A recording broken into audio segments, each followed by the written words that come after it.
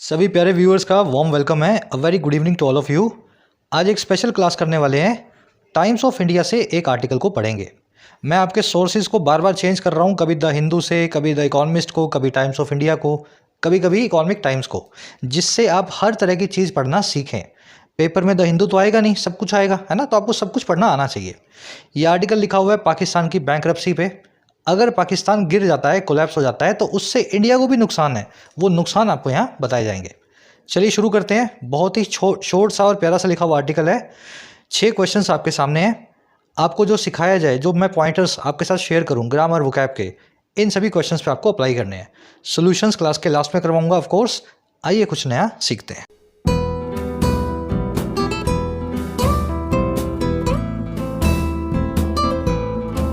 चलिए, कह रहा है जी पाकिस्तान कॉनेड्रम।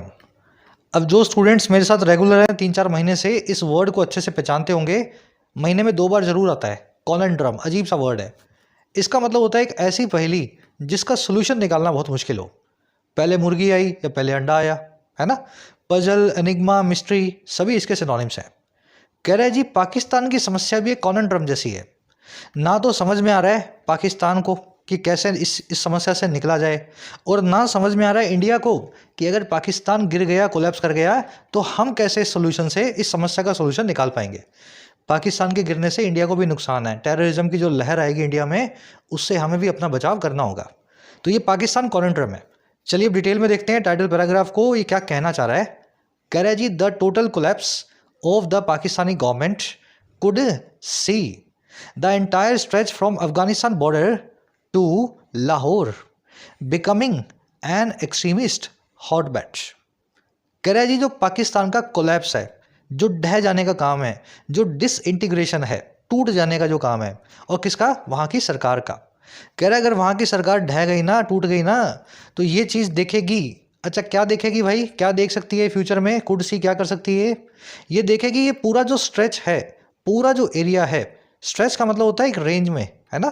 जैसे अहमदाबाद और जयपुर के बीच का स्ट्रेच हो गया एक, जैसे जयपुर से दिल्ली के बीच का स्ट्रेच हो गया। तो कह रहा है जो पूरा स्ट्रेच है ना, उसको देखेगी ये। और ये स्ट्रेच कौन सा है भाई? फ्रॉम लगा के बता रहा है, from Afghanistan border to Lahore. कह रहा है ये वाला स्ट्रेच। अच्छा, इसको कैसे देखेगी स्ट्रेच को? ये देखेगी इसको बिकम होते हुए, बनते हुए एक एक्सट्रीमिस्ट हॉटबेड, एक ऐसा हॉटबेड, एक ऐसा एक्टिविटी वाला केंद्र, सेंटर, जिसमें एक्सट्रीमिस्ट एक्टिविटीज होती हैं, जिसमें आतंकवाद की घटनाएं होती हैं। तो पाकिस्तान का गिरने का मतलब सीधा सा है, ईरान, अफगानिस्तान, पाकिस्तान बॉर्डर से लेकर के लाहौर तक आपको दहशतगर्दी ही दहशतगर्दी दिखेगी। हर तरफ आपको आतंकवादी मिलेंगे। समझ गए? एक एनालिसिस है, क्रिटिकल एनालिसिस। ऐसा कैसे होगा ये आपको आगे बताएगा। कोलैप्स आपका सब्जेक्ट है। कुड सी, कुड सी इसकी वर्ब है। कुड यहाँ पे फ्यूचर की पॉसिबिलिटी को बता रहा है, और फ्यूचर के लिए आप कैन को, कुड को, मे को, माइट को और वुड को सभी यूज कर सकते हैं। लिख दो यहाँ पे कैन, मे, माइट, ठीक है, वुड, और लास्ट में कौन बचा? कुड। अब जैसे ऊपर से नीचे आओगे ना, तो पॉसिबिलिटी कम होती जाएगी। जिस चीज़ की पॉसिबिलिटी ज़्यादा है उसके फ्यूचर के लिए आप कैन लगाएं, जिसकी संभावना बहुत कम है उसके लिए मे, फिर माइट, फिर वुड और लास्ट में कुड। तो ये पूरा आपको सीक्वेंस याद रखना है। मॉडल वाले चैप्टर में आपको करवाया गया है, ठीक है? तो ये फ्यूचर की बात कर रहा है, कुड सी। स्ट्रेच का मतलब आप समझ गए हैं, पूरे एरिया को बोलते हैं, एक्सपेंशन को बोलते हैं। एरिया के लिए एक और वर्ड है इंग्लिश में, स्वेद, स्वेद। एक्सट्रीमिस्ट आप समझ चुके हैं, फंडामेंटल हो, जो दहशतगर्द हो, रेडिकल हो, जो मरने मारने की बात करता हो, किसी भी चीज़ के दिमाग में उसकी जो है सुई फंस जाए, है ना? रिलीजन की फंस जाए, जाति की फंस जाए, एक्सट्रीमिस्ट आदमी। हॉटबेड होता है एक्टिविटी का सेंटर, जहाँ से सब चीज़ें होती हैं। जैसे कहा जाता है कि साउथ एशिया में पाकिस्तान और अफगानिस्तान हॉटबेड है आतंकवाद के। तो सारा आतंकवाद यहीं से पनपता है ना? बहुत सारी ऑर्गेनाइजेशंस यहाँ पे काम करती हैं सरकार के सपोर्ट से। तो it is called hot bed of terrorism. समझ गए वर्ड? जहाँ पे बेड ही हॉट हो, जहाँ पे सारी एक्टिविटी हो रही हो। चलो, अब एक स्ट्रक्चर है, आपको करवा देते हैं। एग्जाम में स्ट्रक्चर शायद ना आए, लेकिन ये स्ट्रक्चर आपके आरसी में आप जरूर देखोगे, और इसका मीनिंग आपको निकालना आना चाहिए, ठीक है? क्वेश्चन नहीं बनता इस पर ज़्यादा, लेकिन मीनिंग समझ नहीं आएगा आपको। पहले पूछ लेता हूँ आपसे, ये बिकमिंग का क्या मतलब है? यहाँ ये वर्ब की आईएनजी फॉर्म अकेले क्या काम कर रही है? यहाँ पे बिकम लिख देता मैं, तो यहाँ पे बिकेम लिख देता मैं, तो कैसे मीनिंग बदल जाता? चलो देखो, ये स्ट्रक्चर है जी वर्ब्स ऑफ परसेप्शन के साथ। देखना, सुनना और महसूस करना है ना, इन तीनों वर्ब्स के खास काम होता है। क्या काम होता है?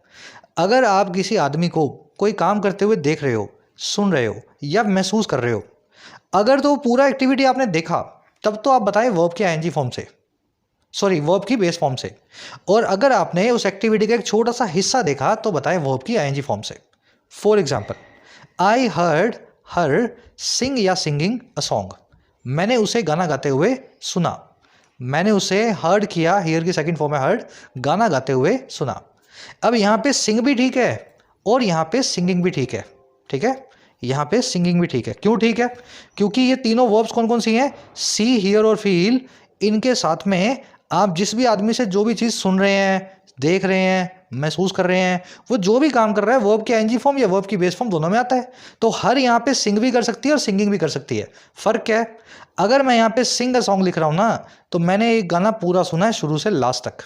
और अगर मैं यहाँ पे सिंगिंग अ सॉन्ग लिख रहा हूँ, इसका मतलब है मैंने गाने का एक छोटा सा अंश सुना है, पूरा गाना नहीं सुना मैंने। मैं मतलब गुजर रहा था वहाँ से, मैंने उसको गाना गाते हुए सुन लिया। समझ आ गई बात? दोनों ठीक है। अब एक सेंटेंस देखो, while driving I saw some kids play या playing cricket at the road side. गाड़ी चलाते हुए, ड्राइव करते हुए मैंने कुछ बच्चों को क्रिकेट खेलते हुए देखा। I saw some kids.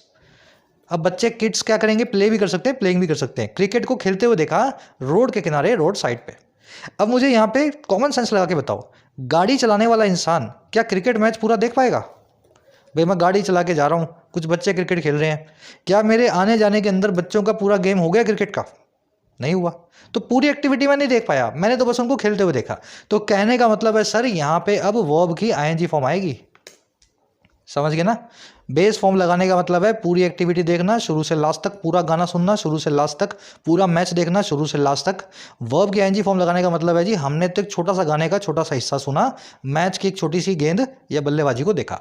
बस यहाँ भी वही हुआ है। ये देख सकता है बनते हुए, इसको एक्सट्रीमिस्ट हॉटबेड, बिकमिंग की जगह पे यहाँ पे बिकम भी आ सकता था। उस बिकम का मीनिंग थोड़ा अलग होता है ना बिकमिंग से। चलिए स्ट्रक्चर याद रखना, ये आगे बढ़ते हैं। अब सारी मैं वोकैब इस आर्टिकल की आपको दिखा देता हूं ताकि आप इसको स्मूथली पढ़ सकें। और उसी के साथ में जिन प्यारे प्यारे स्टूडेंट्स ने ऐप को डाउनलोड नहीं किया है, YT ऐप को डाउनलोड करो, आपकी अपनी ऐप है। फर्स्ट कमेंट में इसका लिंक रखा है इसी वीडियो के नीचे। ऐप पे आपको मिलेंगे courses for writing SSC and banking. Writing course में डिस्क्रिप्टिव लिखना सीखते हो, UPSC या किसी भी एग्जाम के लिए, ऐसे summary report precis, almost 60 to 80 hours का कोर्स है। अच्छे ढंग से करोगे तो इंडिपेंडेंटली राइट करना सीख जाओगे इन इंग्लिश।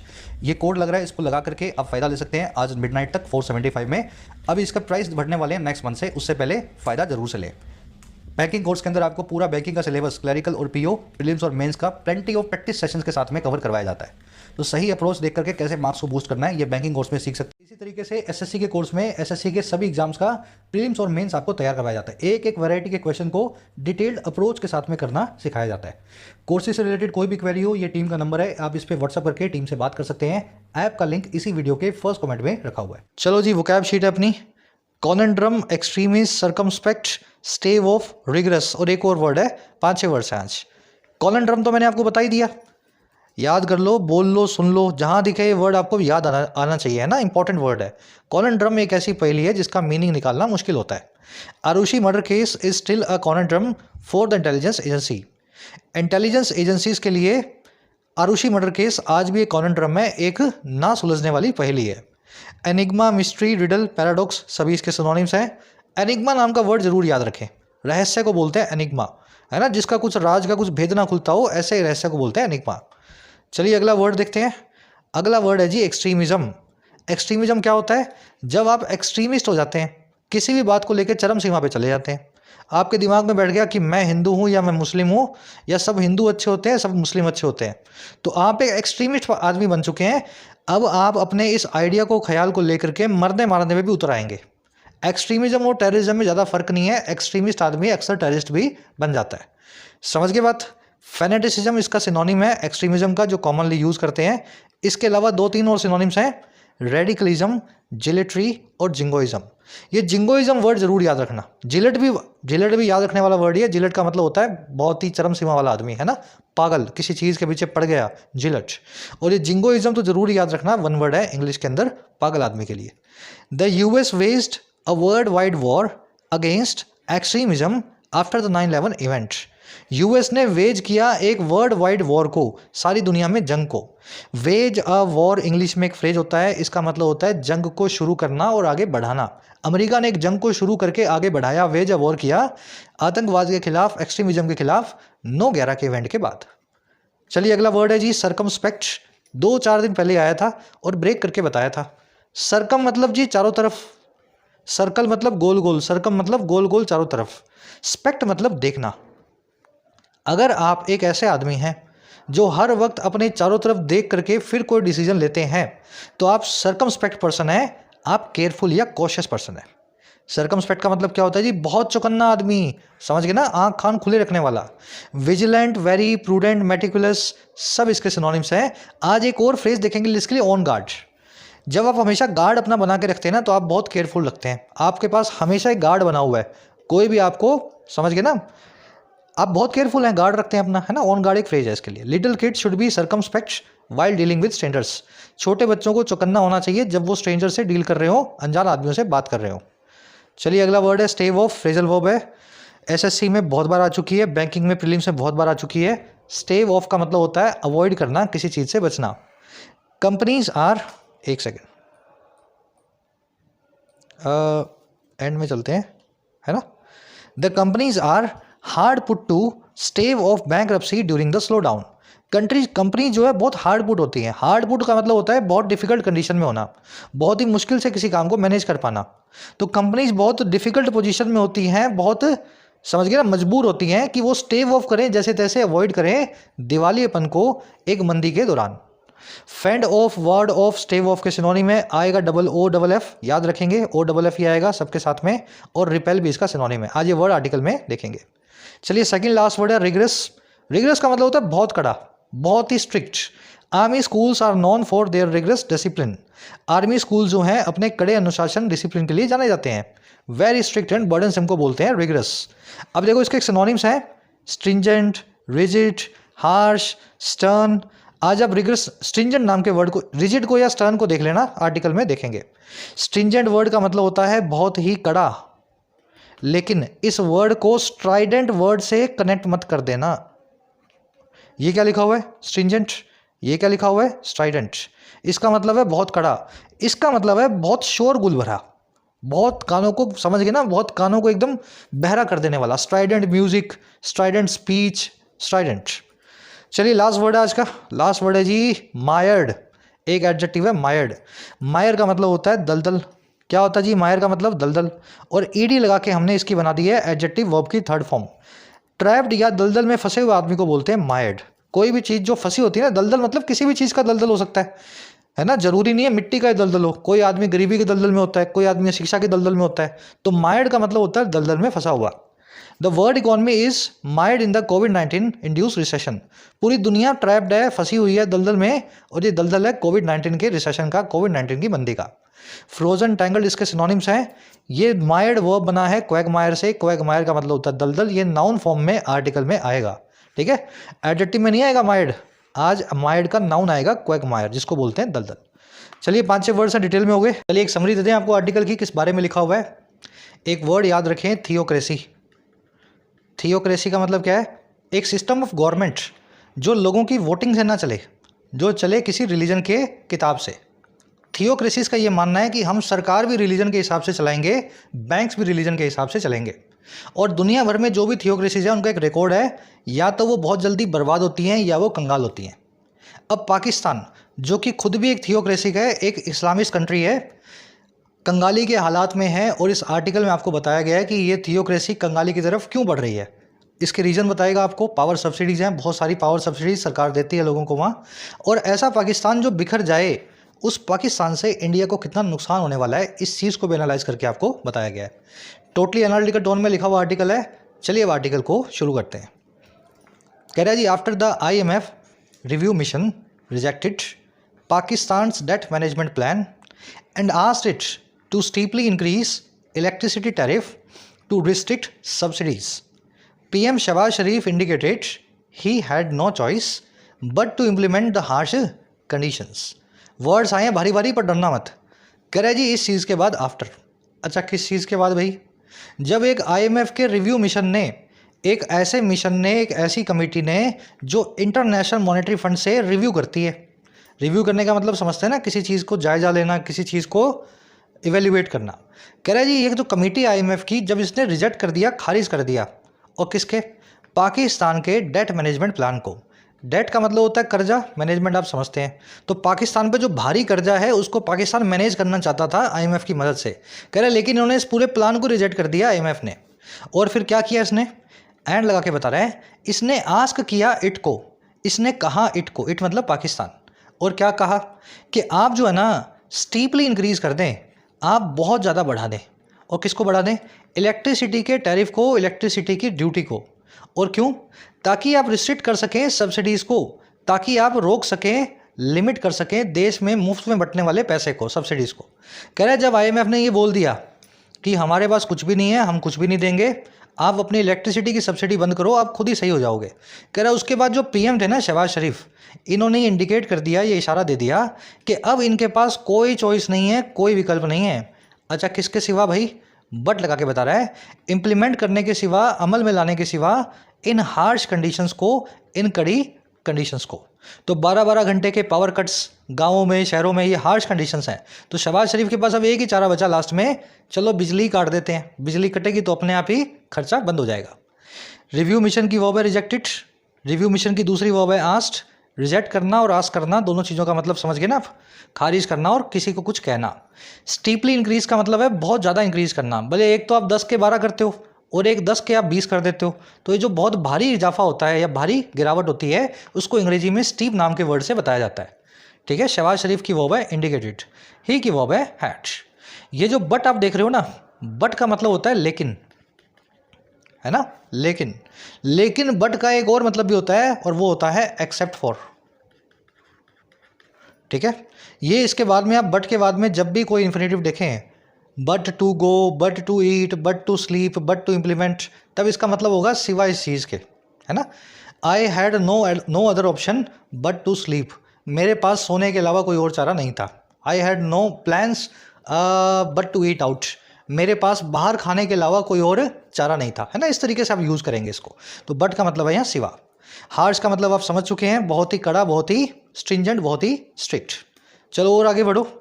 कह रहा है जी Pakistan is in the midst of a deep forex crisis with reserves down to just 3.09 billion as of January 27। कह रहा है जी जो पाकिस्तान है ना, ये इन द मिड्स ऑफ है। इन द मिड्स ऑफ का मतलब होता है बिल्कुल बीचों बीच, और किसके, एक बहुत ही गहरे फॉरेक्स क्राइसिस के। क्राइसिस का मतलब है आपदा, विपत्ति, संकट। फॉरेक्स का मतलब है फॉरेन एक्सचेंज।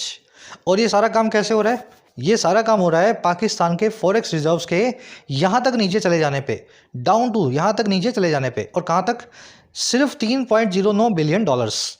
और कब की बात है ये बात हो रही है जनवरी 27 की, एज ऑफ जनवरी 27। समझ गए समस्या क्या है। फॉरेक्स रिजर्व्स पाकिस्तान के पास नहीं है, डॉलर खत्म हो गया है, इस वजह से करेंसी गिरती जा रही है। और डॉलर क्यों खत्म हो गया, क्योंकि अपना खुद का एक्सपोर्ट इंडस्ट्री नहीं है, कहीं से डॉलर कमाने का जरिया नहीं है, खर्चने का जरिया है खाली। पाकिस्तान की वर्ब है इस। फॉरेक्स का मतलब होता है फॉरेन एक्सचेंज, जनरली इसका मतलब होता है गोल्ड या फिर यूएस डॉलर्स। ठीक है, फॉरेन एक्सचेंज का मतलब है गोल्ड, यूएसडी, या इसमें यूरो भी डाल सकते हो आप।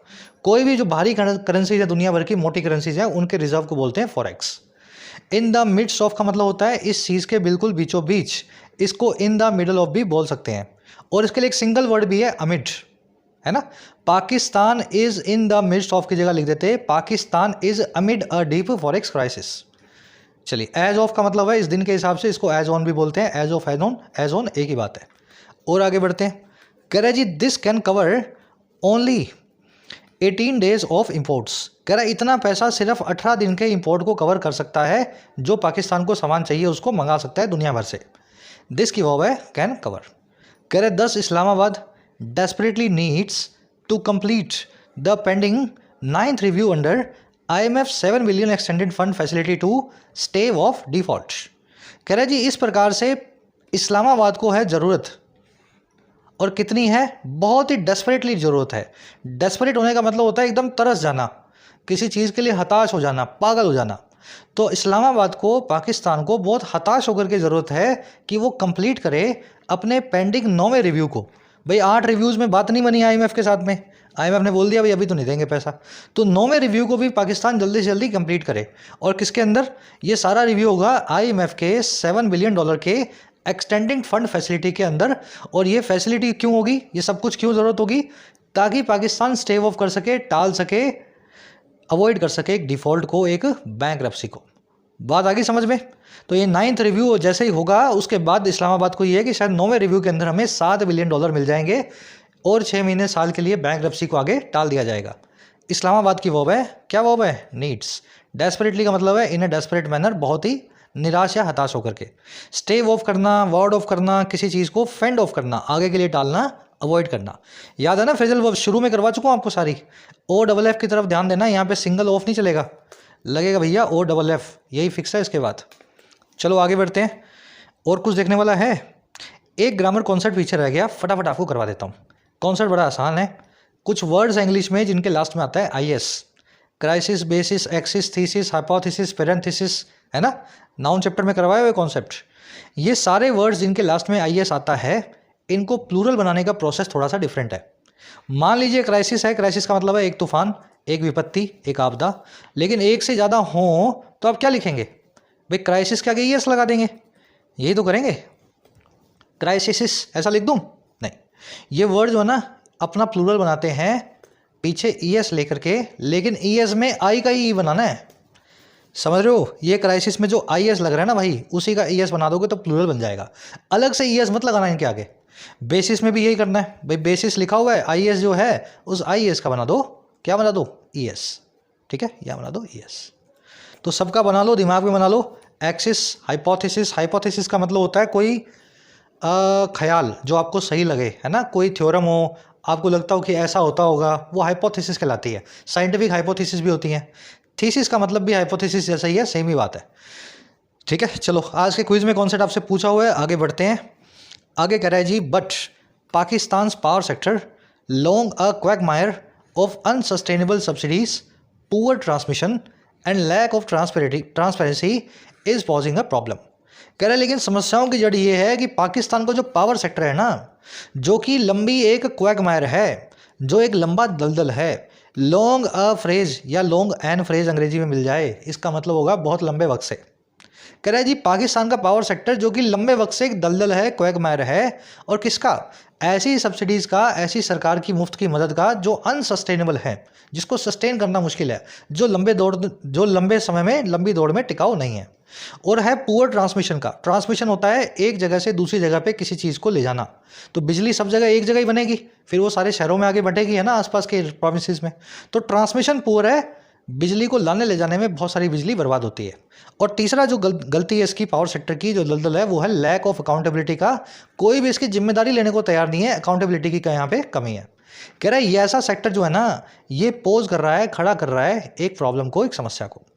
आगे बात समझ में? सब समस्याओं की जड़ क्या है? Power sector. ये सब प्रॉब्लम्स उसमें देखने को मिलेंगी। सेक्टर की वर्ब है इज पोजिंग।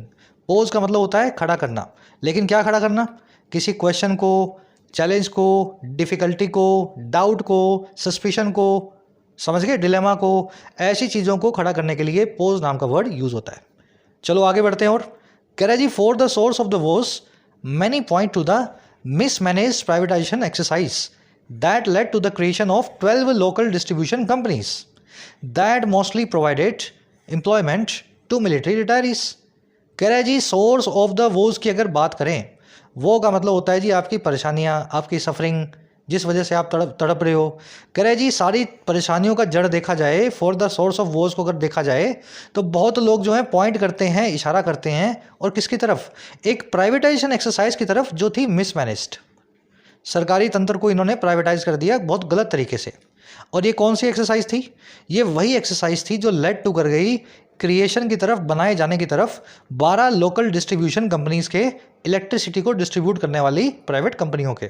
और ये कौन सी कंपनी है?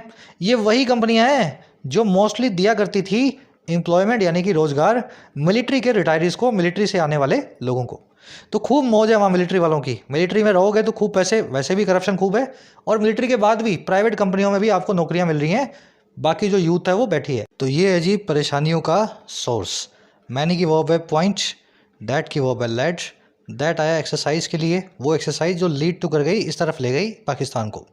दैट की वर्ब है प्रोवाइडेड, यहाँ दैट आया है कंपनीज के लिए। चलिए आगे बढ़ते हैं।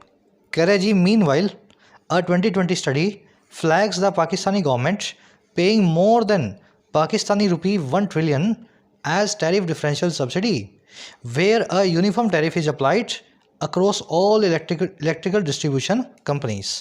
अब ये डिस्पाइट के बाद का छोड़ देते हैं, बाद में पढ़ लेंगे। कह रहे जी इसी बीच, ये ऊपर वाली बातें चल रही थी, इसी बीच 2020 में एक स्टडी हुई है जो फ्लैग करती है।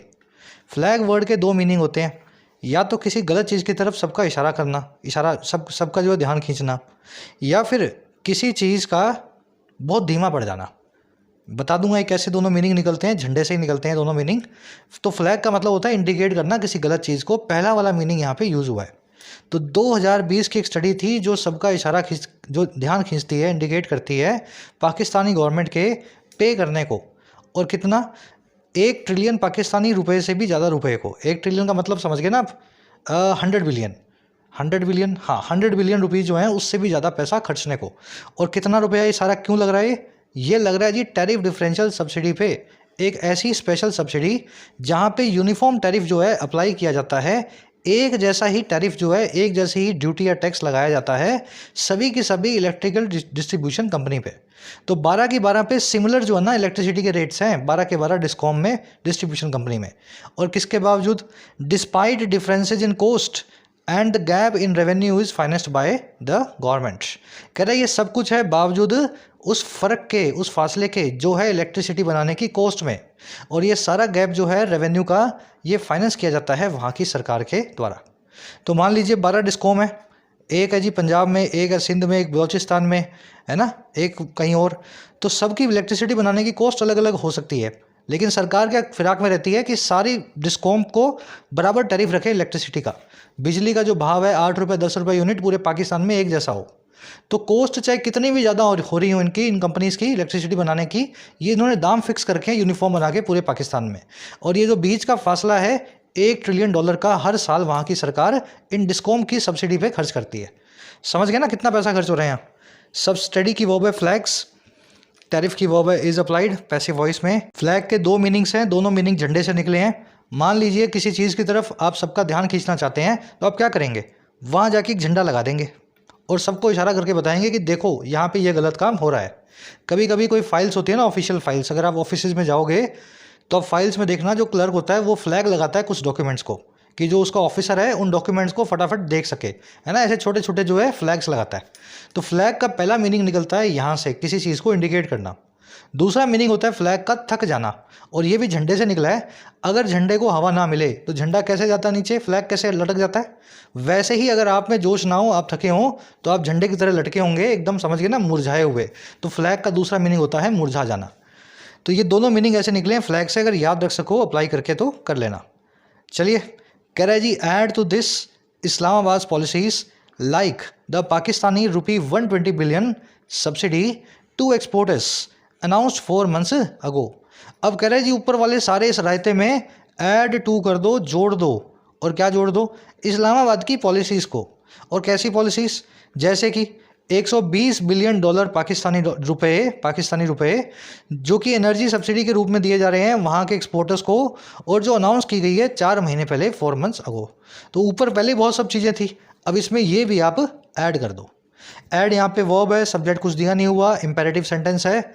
जब भी वर्ब की बेस फॉर्म से सेंटेंस शुरू हो तब आप या तो किसी को ऑर्डर दे रहे हो, या सजेशन दे रहे हो, या कोई काम करने की रिक्वेस्ट कर रहे हो। जैसे आप बोलते हो ना किसी को कम हियर, है ना, bring me some water, turn on the light, switch off the light, है ना। तो ये जो आप वर्ब की बेस फॉर्म से सेंटेंस शुरू करते हो, कम, प्ले, स्लीप, ये सब के सब इंपेरेटिव सेंटेंस होते हैं। इनमें सब्जेक्ट जो है यू इम्प्लिसिट है, लिखने की जरूरत नहीं है, अपने आप ही आप समझ गए। जब मैं कम हियर बोल रहा हूँ तो मैं आप ही को बोल रहा हूँ ना, जब आपकी तरफ देख के बोल रहा हूँ, तो यू कम हियर बोलने की जरूरत नहीं है, यू यहाँ पे इम्प्लिसिट है। तो वैसे ही है यहाँ पे, यू ऐड टू दिस, आप भी इसमें ऐड कर दो पाकिस्तान की पॉलिसी को। चलो अंडरस्टैंडिंग आना सबसे जरूरी है। लास्ट पैराग्राफ है, अब अपने लिए सजेशन है इंडिया के लिए। कह रहा है if Islamabad is unable to get itself out of this economic hole, it would of course have catastrophic consequences for Pakistani people। कह रहा है अगर इस्लामाबाद अनेबल रहता है और किस काम को करने में भाई, अपने आप को गेट करने में, गेट इटसेल्फ करने में। और कहाँ गेट करना है, कहाँ लाना है, out of this economic hole, इस आर्थिक जो है होल में से, गड्ढे में से बाहर लाने में।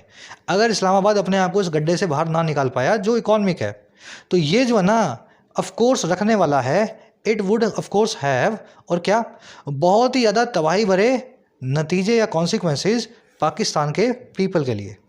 समझ गए सेंटेंस? इस्लामाबाद की वर्ब है इज, इट की वर्ब है वुड हैव, इट आया फॉर पाकिस्तान या इस्लामाबाद। कैटास्ट्रॉफिक का मतलब है तबाही भरा, डिजास्ट्रस, क्लैमिटस। ये वर्ड मैंने आज वोकैब में अलग से नहीं करवाया, लेकिन बहुत बार हो चुका है ना, तबाही भरा। कॉन्सिक्वेंस का मतलब होता है जी रिपोकर्शंस या इम्प्लीकेशंस, रिजल्ट्स, हिंदी में बोलते हैं नतीजा, है ना, परिणाम।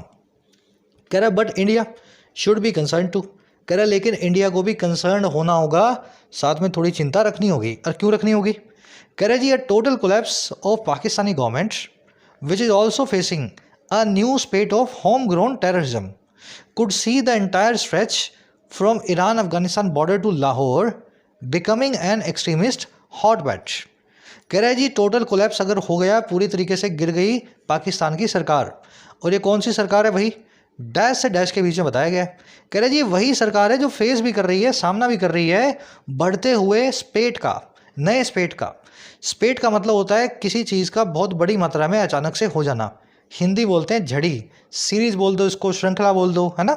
कह रहे वही सरकार है जो फेस कर रही है एक नई series of home grown terrorism की, घर में ही पनपने वाले आतंकवाद की। कह रहे ये कोलैप्स जो है ना इस प्रकार का, ये देख सकेगा इस पूरे एरिया को, पूरे स्ट्रेच को, और कहाँ से लेकर के, पाकिस्तान का जो ईरान अफगानिस्तान बॉर्डर है वहाँ से लेकर के, from this border to Lahore, Lahore तक। और क्या बन जाते हुए, बनते हुए एक एक्सट्रीमिस्ट हॉटबेड। हॉटबेड मतलब जहाँ पे एक्टिविटी बहुत ज़्यादा हो, एक्सट्रीमिस्ट मतलब दहशतगर्द। तो पूरे एरिया के अंदर आपको दहशतगर्दी का बहुत ज़्यादा एक्टिविटी देखने को मिलेगा, क्योंकि घर में टेररिज्म पनप रहा है और सरकार जो है वो गिर गई तो फिर उसको कोई रोकने वाला होगा नहीं। कोलैप्स की वर्ब है कुर्सी, कोलैप्स की वर्ब है कुर्सी, विच की वर्ब है इज फेसिंग। स्पेट का मतलब है बहुत बड़ी मात्रा में किसी चीज़ का अचानक से आना, श्रृंखला, सीरीज, है ना, कुछ भी बोल सकते हैं इसको। ये बिकमिंग वाला कॉन्सेप्ट आपको करवा दिया भाई। कुड सी, बिकमिंग का मतलब है ऐसा होते हुए देख सकती है ये पूरी कोलैप्स। चलिए, कह रहा है जी this would certainly complicate India security challenges and lead to an even greater Afghanistan Pakistan problem than the one the world has faced. कह रहा है जी ये चीज़ जो है ना कॉम्प्लिकेट कर देगी, पेचीदा बना देगी इंडिया के सिक्योरिटी चैलेंजेस को, सुरक्षा से जुड़ी चुनौतियों को, और यही चीज़ लीड टू भी कर जाएगी इससे भी बड़े एक अफगानिस्तान पाक प्रॉब्लम की तरफ। और किससे बड़े जी? देन लगा के बता रहा है उस वाले से, the one, then the one, जिसको दुनिया ऑलरेडी फेस कर चुकी है। तो अभी तो कुछ आपने देखा ही नहीं है, कहने का मतलब ये, अब अगर पाकिस्तान गिर गया ना तो अफगानिस्तान पाकिस्तान मिलकर के दुनिया का सिरदर्द बन जाएंगे। इतनी बड़ी प्रॉब्लम जो है फेस करनी पड़ेगी। दिस की वर्ब है कुड कॉम्प्लिकेट, दिस की वर्ब है वुड लीड। वुड यहाँ भी लगा हुआ है, यहाँ भी लगा हुआ है, ठीक है, हेल्पिंग वर्ब है। वर्ड की वर्ब है हैज़ फेस्ड, वर्ड के आगे द लगा हुआ है। द तब लगाया जाता है वर्ड के आगे जब आप ह्यूमन वर्ड की बात कर रहे हैं। वर्ड बहुत सारे हैं, एनिमल वर्ड भी है, प्लांट्स का वर्ड भी है, प्लैनेट्स का वर्ड भी है। द वर्ड लगाने का मतलब है इंसानी दुनिया की बात हो रही है। कंट्रीज़ की वर्ब है मस्ट बी, ऑन गार्ड। अच्छा ये सेंटेंस रह गया ना। कह रहा है जी major countries must be on guard against a disaster. जो बड़ी कंट्रीज हैं दुनिया की, उनको होना चाहिए बहुत ही ऑन गार्ड, बहुत ही चौकन्ना, कॉशियस, सर्कमस्पेक्ट, ऐसे एक डिजास्टर के खिलाफ, अगेंस्ट सच अ डिजास्टर। तो पहले से तैयारी इसकी कर लेनी चाहिए। कंट्रीज की वर्ब है जी मस्ट बी, ऑन गार्ड मैंने आपको बता रखा है, चौकन्ना, कॉशियस, जो केयर करता हो, है ना, सर्कमस्पेक्ट हो। चलिए यहीं रैप अप करेंगे सेशन को। वैसे तो आर्टिकल छोटा था, लेकिन थोड़ा सा एक्सप्लेनेशन मांगने वाला आर्टिकल था, इसलिए थोड़ा सा टाइम भी आज लगता है लग गया। फर्स्ट क्वेश्चन पे आ जाओ जी। In reference to the passage which of the following scenarios will be beneficial for Pakistan to pull itself out of the ongoing economic crisis. कह रहे जी इस पैसेज की रेफरेंस ले लो, जो इसमें लिखा हुआ है उसी पे लकीर के फ़कीर बन जाओ। In reference to the passage, अगर इसके हिसाब से चलो तो इनमें से कौन सा ऐसा सिनेरियो है चारों में से जो पाकिस्तान को मदद करेगा कि वो अभी जो चल रहा है ना आर्थिक तूफान, इससे खुद को बाहर निकाल सके। तो क्या काम ऐसा लिखा हुआ है जो पाकिस्तान को मदद कर सकता है? ये एक बेल आउट पैकेज ले ले यूनिसेफ से, तब हो जाएगा। ये सीपेक के अंदर सभी प्रोजेक्ट जो है उनको अमल में ले आए, तब हो जाएगा। ये क्रैक डाउन करे, ये नकेल कसे घर पे पनपने वाले आतंकवाद पे, तब ये इकोनॉमिक क्राइसिस खत्म होगा। या फिर ये जो सब्सिडीज़ हैं जो एक्सॉर्बिटेंट हैं, बहुत ज़्यादा महंगी हैं, इनको हटा दे, डू अवे विद कर दे, तब हो जाएगा। समझदार को इशारा काफ़ी है, जिसने अच्छे से पढ़ा है आंसर निकाल लेगा।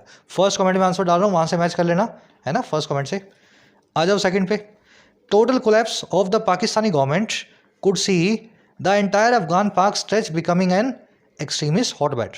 कह रहे जो सेंटेंस है ना, आपने 2-3 बार पढ़ा है, इस सेंटेंस से कौन सी स्टेटमेंट को इन्फर किया जा सकता है, इन चारों में से कौन सी स्टेटमेंट को, निष्कर्ष को निकाला जा सकता है। पहला निष्कर्ष ये है कि आतंकवाद लीड करता है आर्थिक विपत्ति की तरफ। दूसरा निष्कर्ष ये है, जो इन्फ्रेंस ये है कि पॉलिटिकल क्राइसिस से एक्सट्रीमिज्म हो सकता है। तीसरा इन्फ्रेंस ये है, पाकिस्तान आतंकवाद की वजह से ढहने की कगार पे है। या चौथा ये है कि अफगानिस्तान और पाक का जो स्ट्रेच है, वहाँ पे आतंकवादी बहुत ज़्यादा है। बहुत गहरा क्वेश्चन है, बैंकिंग मेंस का है, दिमाग लगाना पड़ेगा, थोड़ा लगाओ, फिर कमेंट्स में हिंट्स के साथ फर्स्ट में आंसर डाल रहा हूँ। आगे बढ़ो। कह रहा है जी government needs to put in place strident और स्ट्रिंजेंट मेजर्स। सही वर्ड को चूज़ करना है मीनिंग के हिसाब से, तो ये करवा चुका हूँ, दोनों वर्ड्स सही वाले को चूज़ कर लो। कॉनेंड्रम का सिनोनिम पूछा है तो निकाल लेंगे मेरे ख्याल से चारों में से। जो आंसर बने ना, मान लो ये आंसर बन गया, तो बाकी तीनों के मीनिंग भी आपको आने चाहिए, ठीक है।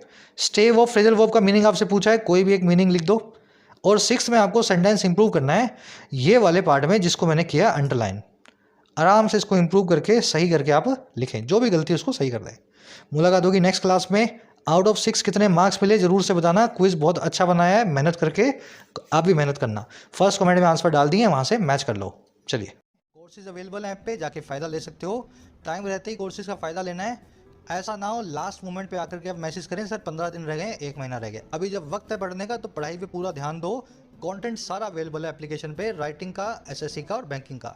ऐप को जाओ, कमेंट सेक्शन से डाउनलोड करो, फर्स्ट कमेंट से लिंक रखा है। कोई भी क्वेरी हो, ये नंबर है व्हाट्सएप का, टीम से आप मैसेज करके बात कर सकते हैं।